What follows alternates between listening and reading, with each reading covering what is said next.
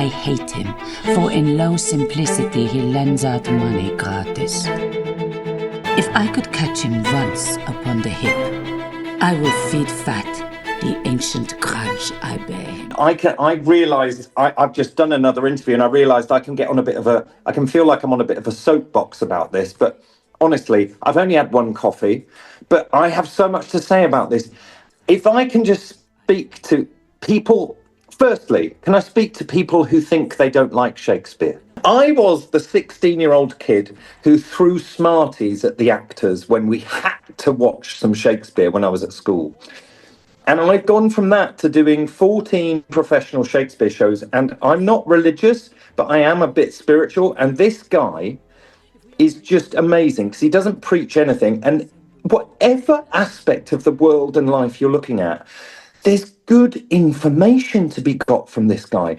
And this production of Merchant of Venice, so it's saying a lot about the world we live in today by looking at a specific thing in history. Some people have said in audience discussions, we have these Q&As once a week, and they've been electric. Normally, you do an audience Q&A and people are like, how do you learn your lines? And, you know, what do you use in your hair? It looks lovely. And this one, because it's called Merchant of Venice 1936 because Tracy-Ann and Brigid Larmour have set it around an incredible, little-known civil rights moment in British history called the Battle of Cable Street, where all sorts of people, not just the Jewish community, stood up against the British Fascist Party led by Mosley and did not let them come through their neighbourhood. It was everyone, Afro-Caribbeans, the sailors, the Irish immigrants, everyone came together, and Londoners, and just said, no, enough's enough now. And at the time, he was doing almost better than Hitler was with his National Socialist Party. And it changed everything. And it really ought to be taught in schools. Like in America, they have Martin Luther King days. I don't know why there isn't a kind of Cable Street day, But anyway, at these audience discussions, some people have said, the world today, we have fascism rising. There's a lot of anti-Semitism, blah, blah, blah. Why haven't you set it today? And to me, it's so clear why this is so brilliant. Because if you set it today, you would have to design the show, a set, costumes, the way people's hair. And by the time it takes 3 months to design and build a set, a month to rehearse it, then you get on the road. By the time you're halfway through a tour, fashion has changed. The news, look at how much the news changes every week. It would be out of date.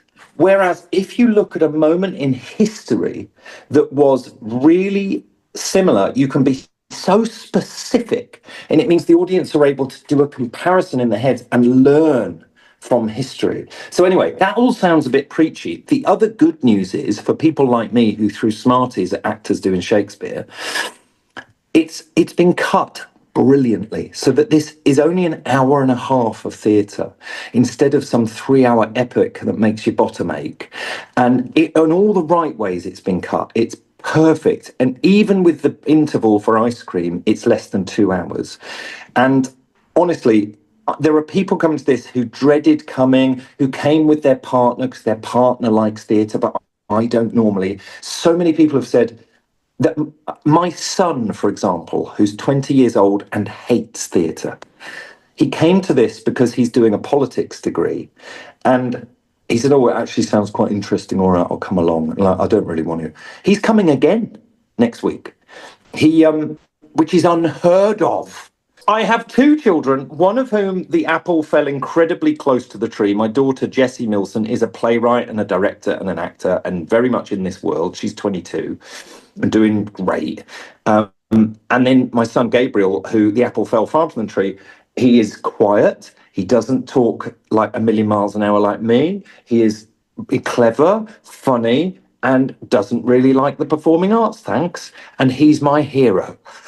The play is like only half the story of this production. There are amazing real footage being projected in between the scenes. So you see all this incredible footage of the British Fascist Party doing its thing in London and the Cable Street stuff. So it's just fascinating. And Tracy-Ann Oberman it's a tour de force performance without being self-important. Does that make sense? She's just very honest, and she's the first ever female Shylock. So, it's a collector's piece for that alone.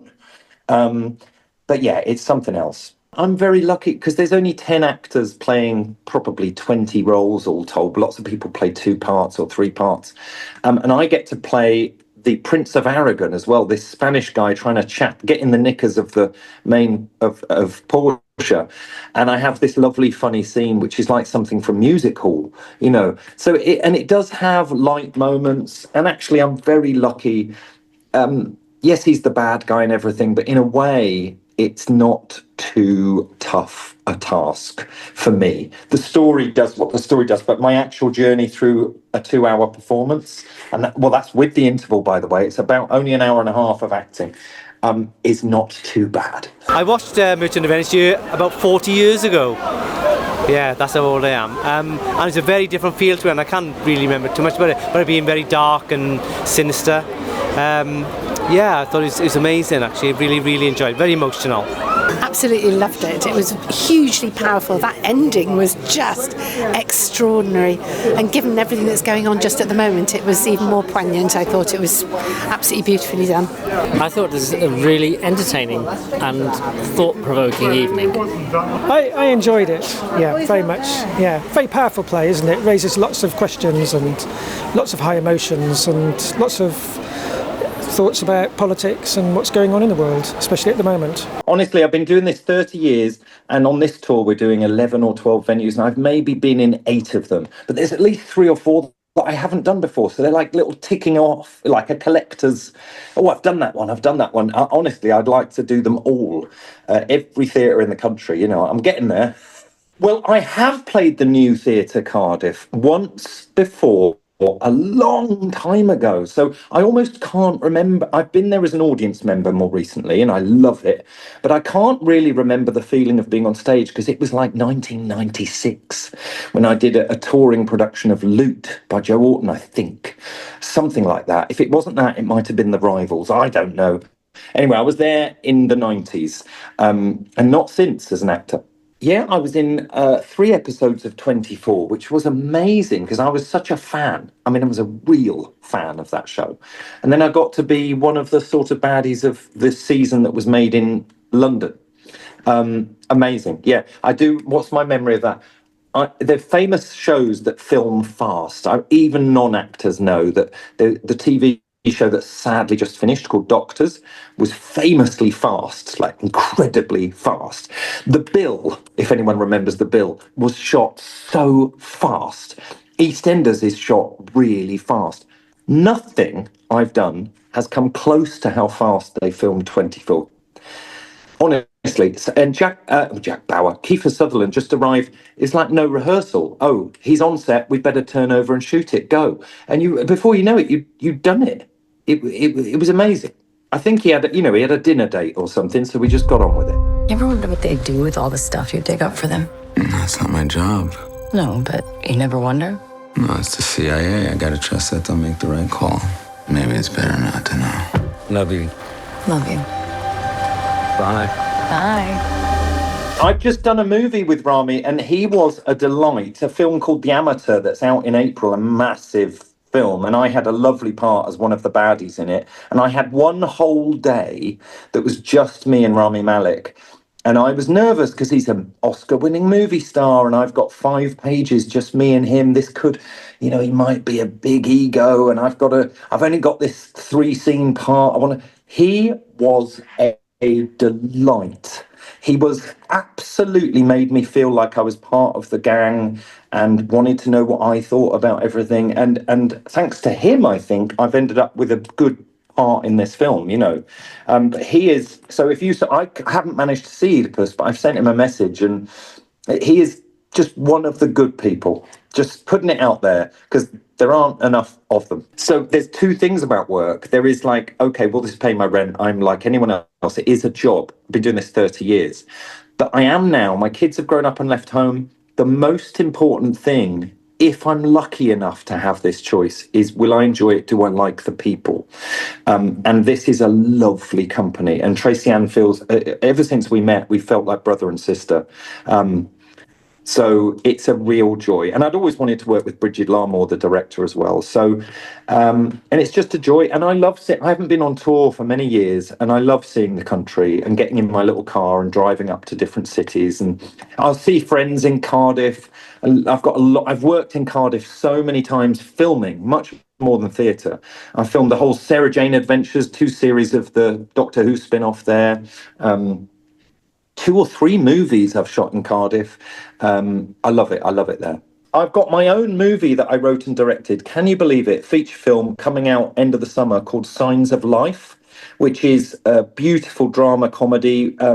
Oscar-winning composer, amazing actors, just a beautiful, funny film. It's coming out in cinemas and on Amazon and all that. I've got to do a lot of this summer chasing that round film festivals and promoting that. And then I'm doing... Oh, this is I'm not allowed to say where. No, I can't say where, but I can say that a production of the Forsyte saga that I did on stage is going to have another life in a very posh way. So I'll be doing that at the end of the year, and hopefully some TV and film in the summer as well as an actor. We'll see.